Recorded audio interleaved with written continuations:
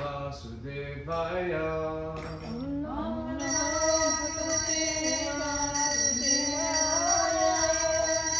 Om Namo Bhagavate Vasudevaya. Om Namo Bhagavate Vasudevaya. Om Namo Bhagavate Vasudevaya. Om Namo Bhagavate Vasudevaya. So today I'm reading from the 15th chapter of the Bhagavad Gita, text number 12. So this chapter is entitled The Yoga of the Supreme Person, or Purushottam Yoga. So this month of Purushottam that we're in at the moment. Many devotees like to read this 15th chapter like every day. And so this chapter has a lot of really beautiful verses, many famous ones, and this one is maybe less commonly quoted, but I really like the way in which it allows us to connect sort of everything to Krishna. So I'll just read the Sanskrit over and then do the translation. So, Yadaditya Gattam Tejo Jagad Bhasayate Khilam Yat Chandramasi Yat Jagno Tat Tejo Vidhimamakam. So, translation: the splendor of the sun, which dissipates the darkness of this whole world, comes from me. And the splendor of the moon and the splendor of fire are also from me. So this is Krishna speaking, saying me. So the purport from His Divine Grace A.C. Bhaktivedanta Swami Srila Prabhupada. The unintelligent cannot understand how things are taking place. The beginning of knowledge can be established by understanding what the Lord explains here. Everyone sees the sun, moon, fire, and electricity. One should simply try to understand that the splendor of the sun, the splendor of the moon, and the splendor of electricity or fire are coming from the Supreme Personality of Godhead. In such a conception of life, the beginning of Krishna consciousness, lies a great deal of advancement for the conditioned soul in this material world. The living entities are essentially the parts and parcels of the Supreme Lord, and He is giving herewith the hint how they can come back to Godhead, back to home. From this verse, we can understand that the sun is illuminating the whole solar system. There are different universes and solar systems, and there are different suns, moons, and planets also. Sunlight is due to the spiritual effulgence in the spiritual sky of the Supreme Lord. With the rise of the sun, the activities of human beings are set up. They set fire to prepare their foodstuff. They set fire to start the factories, etc. So many things are done with the help of fire. Therefore, sunrise, fire and moonlight are so pleasing to the living entities. Without their help, no living entity can live.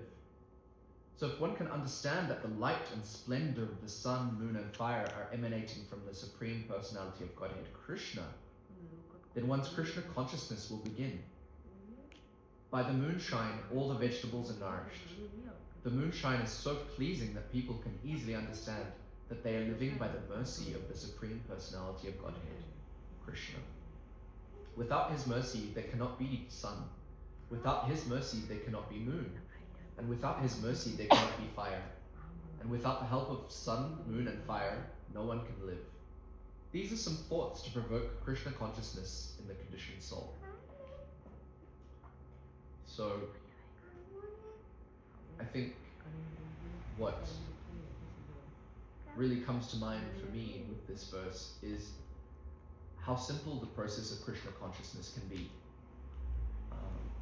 We have so many very intricate and deep philosophical texts that can go into some very esoteric topics, and some of which no soul can really fully comprehend or understand, save for those who are already on a liberated platform.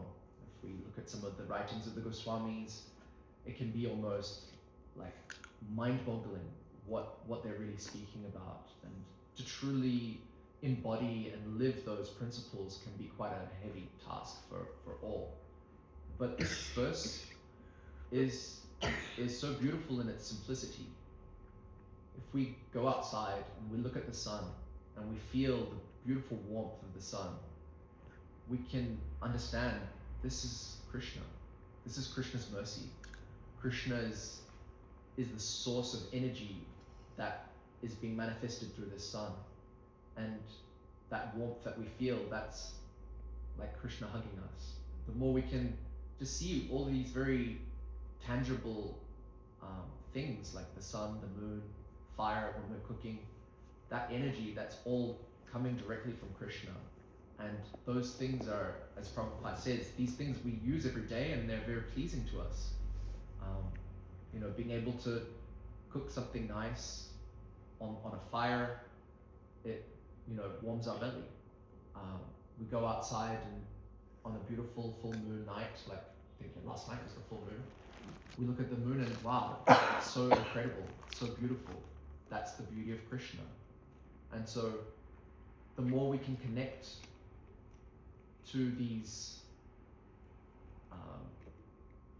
very simple acts of appreciating the beauty of these bodies, of the sun, of the moon, that's Krishna consciousness. We're turning everything as a stimulus for us to be able to remember Krishna and to be able to connect to Krishna and feel his presence in our life. It comes to mind one time Prabhupada was giving a class, and or it may have been an interview, and somebody asked the question, have you seen Krishna? It's almost like a challenge, like, okay, you're talking about this Krishna, have you seen him? Have you seen God? And if my memory serves correct, he said something, I'm kind of paraphrasing, it's like, you don't see Krishna? Because the point he was kind of trying to make is that like Krishna's everywhere. Maybe we don't have, Sakshat Darshan of Krishna and the gopis directly in front of us and have this like very, esoteric spurity or vision of Krishna. But if we're in the right consciousness, if we're really Krishna conscious, everything around us should remind us of Krishna. Everything is coming from Krishna. He's the source of everything. So how can we say that when we can't see him or we can't feel him? Or again, coming back to this warmth of the sun, it's like Krishna is embracing us. That if we can be in that consciousness, then we're coming closer to the consciousness of the gopis. When the gopis are, everything that they do, they're thinking about Krishna. Everything that, they'll see a little peacock feather on the floor, and instantly they're thinking about Krishna. Whatever they're doing, they're conversing about Krishna. So their consciousness is 100% centered around Krishna. So we may not be at that stage, but at least we can take the hints from this text in the Bhagavad Gita to be able to engage more and more objects in our life day to day that we can be like, Krishna said he's the splendor of the sun. Every time in the morning I look at the sun, I can think, that's Krishna's mercy, that's Krishna giving me what I need to live. Even on a scientific sort of platform, nothing would be alive without the sun. Everything, the smallest cyanobacteria, they're utilizing the energy for the sun to reproduce, and they're being eaten by other beings that are then eaten by other beings again and again. The plants, they would die without the sun, and we eat the plants. So without any sun, we could not live. So when the great saints say that, oh Krishna, you are my life, Radha Krishna Pranamor, it's like very literal. like Krishna is the energy of the sun. Without that sun, we can't live. We can't be alive. So he really, literally is our life. So I think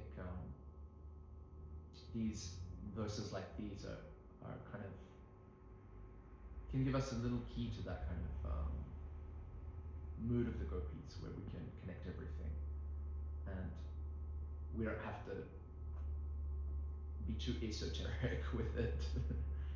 Just like go outside, oh, that's Krishna's energy. How blessed are we to be able to experience Krishna's mercy in a very physical way.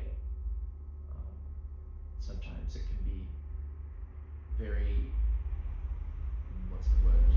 I don't want to say wishy-washy, but sometimes people talk about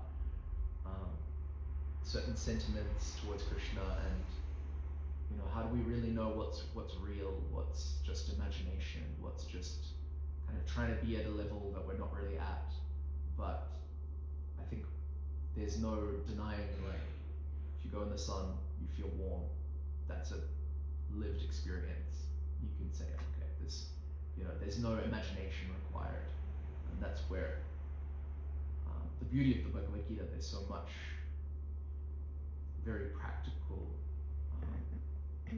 spiritual knowledge that we can just apply without having to imagine too much.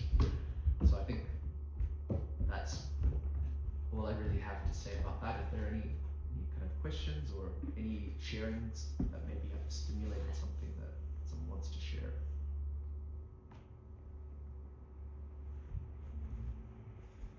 Maybe you can speak a little bit about the month of Purushottama, other values of this month. Yeah, sure. I mean, I always get it a little bit mixed up, because the story of the month of Purushottam is kind of similar to Ekadashi, actually, where Purushottam, this month of Purushottam, traditionally for the Smarta Brahmanas, it's considered a very inauspicious month. They would call it the Malamas, the like rubbish month. And the reason for that is because the karma kanda processes don't really give any fruit. There's not really any benefit in one sense performing karma kanda during this month. There's no special boons, and it's pretty much in a materialistic way, it's not very good. And so the personality, the personification of this month, kind of long story short, was complaining to Krishna, like, oh, everybody's calling me, the crap month, and nobody's like giving me any kind of respect, or I'm like, I've got nothing to give, I'm kind of useless, like what should I do?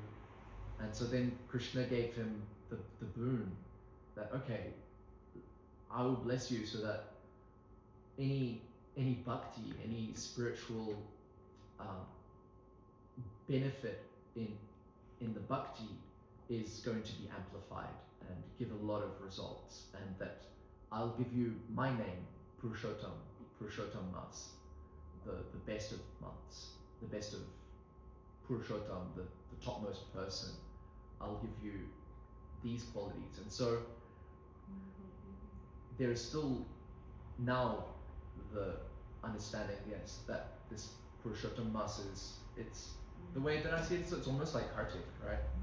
You're getting similar kind of benefits to Kartik, but even more kind of special because it only comes around every 2.5 to 3 years because of the nature of it being a leap month, which some people find hard to understand, but because of the shorter lunar month, over some time we need to add an extra month to realign it with the solar calendar. So there's a lot of special mercy to be achieved, or not achieved, but to receive a lot of mercy during this month. I think there's some people who can get into quite a lot of like intense austerities, but for me, I think it's really just it's another opportunity to try and do something a little bit extra for Krishna during this month. Just as many people during Kartik, they may have a particular vow to do something like fast, or to chant extra, or do some specific service a bit more. The Purushottam Mass for me is kind of the same kind of thing, where it's a good impetus. I mean, ultimately that's what it is. Like, these special boons and blessings are just encouragements for us to do a little bit extra, because it's for us ultimately we're not really so much concerned about, you know, benefiting or getting this and that for our practice of devotion. Our practice of devotion is to try and become closer to Krishna, to serve Krishna, to give Krishna more, to experience the moods of devotion and increase our loving relationship with Krishna. So sometimes we might read about like a specific benefit or boon of doing this or that during the month, but that's ultimately, we're not really so concerned about those benefits, but they're there just to like encourage us to be like, oh, well, if you do this, you know, you can get a little extra mercy, and so that can be quite nice to try and take advantage of. It's like somebody said it's like a sale. Like, you know, when like stores put their products on sale, they're like trying to encourage you to buy. And so, in one sense, through Lord Chaitanya, through Prabhupada, it's like every day is a sale day. But this is the closing down sale, like extra special, like 90% off, like really, like, let's do some more, we get some more. You can buy more because it's on special. So that's like the mercy is on special during this month.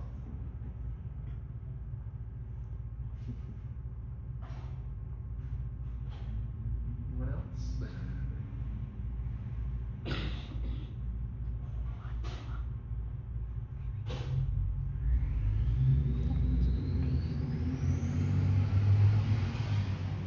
Thank you very much. Prantaraj Srimad Bhagavad Gita. Ki Jai.